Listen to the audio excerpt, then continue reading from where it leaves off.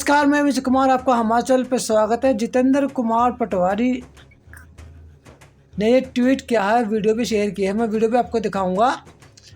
खजुराहो लोकसभा चुनाव में बीजेपी के इशारे पर इंडिया गठबंधन के प्रत्याशी का नामांकन रद्द करने के बाद अब अन्य प्रत्याशियों को अपना नामांकन वापस लेने हेतु डराया धमकाया जा रहा है। दरअसल ईमानदार पारदर्शी चुनाव व्यवस्था से भाजपा का भरोसा उठ गया, इसलिए देश लोकतंत्र और संविधान को तार करते हुए प्रत्याशियों को धमका। तो अब आप इस वीडियो को भी देखिए। इस वीडियो के अंदर मीडिया को बाइट देते हुए पूरी की पूरी जानकारी क्या दी जा रही है, तो ध्यान से सुनिए इस वीडियो को। फिर आगे वीडियो को शेयर भी कीजिए और साथ में चैनल को सब्सक्राइब भी कीजिए। ऐसा है कि ये फॉरवर्ड ब्लॉक के प्रत्याशी हैं आदरणीय आर.बी. प्रजापति जी। ये मेरे से मिलने आए थे। इन्होंने कहा कि मुझे अलग अलग तरीके से कुछ बातें मैं पब्लिक डोमेन में ला सकता हूँ, कुछ बातें नहीं ला सकता, पर मेरे पे दबाव है कि फॉर्म में निकाल लूँ। मैंने इसकी शिकायत निर्वाचन आयोग, नेशनल निर्वाचन, राज्य निर्वाचन आयोग को की है। उसकी कॉपी भी मुझे दी है। ये कॉपी है, आप सब देख लें।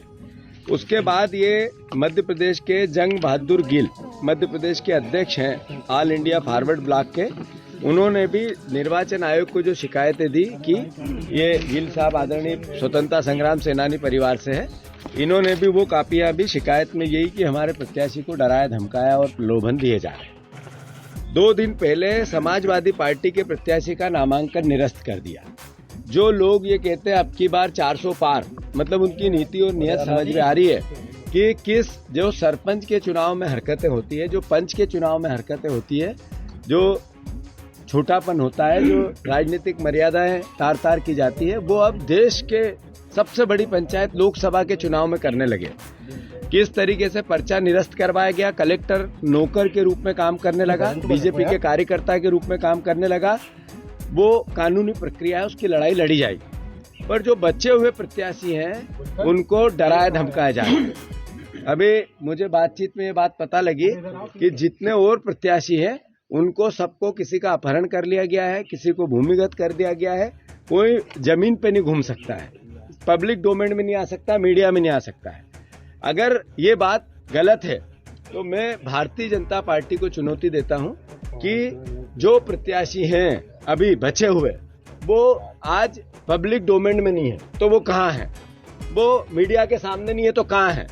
क्या बीजेपी के जो अध्यक्ष हैं वो बिहारी स्टाइल में, या मैं माफ करें जो फिल्मों में हम देखते हैं उस स्टाइल में चुनाव लड़ना चाहते हैं कि अपहरण कर लो, पैसे से खरीद लो, डरा लो, धमका लो, अलग अलग तरह की प्रशासनिक यातनाएं दे दो और कैसे भी सबके फॉर्म निरस्त करवा लो और फिर मैं चुनाव जीत के आ जाऊं?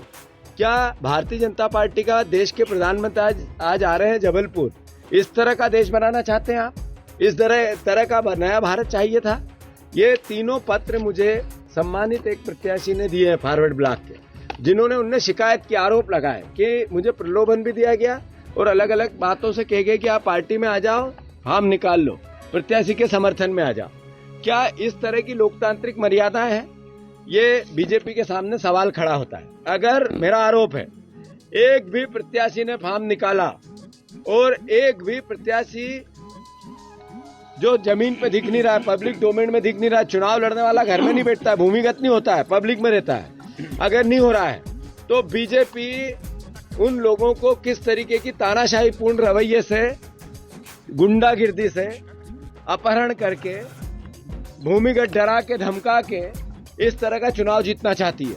तो इस तरीके से अब की बार 400 पार होंगे, ये हमारा आरोप है। और मैं प्रशासन से, खासकर निर्वाचन आयोग से मांग करता हूं कि प्रत्याशियों को सुरक्षा दी जाए, खासकर खजुराहो के जितने प्रत्याशी बचे हैं उनको सुरक्षा दी जाए और उनको जो उनके साथ एक तरह से तानाशाही पूर्ण रवैया अपनाया जा रहा है उसकी उनकी रक्षा की जाए। अगर निर्वाचन आयोग ये नहीं करता है तो जैसे निर्वाचन आयोग पे पक्षपातपूर्ण आरोप लग रहे हैं वो सही साबित होंगे।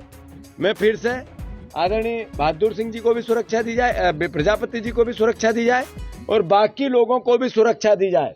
अगर ऐसा नहीं करते हैं तो निर्वाचन आयोग भी कठपुतली के रूप में काम कर रहा है, ये एहसास फिर से एक बार होगा। धन्यवाद। Bharatiya Janata party sir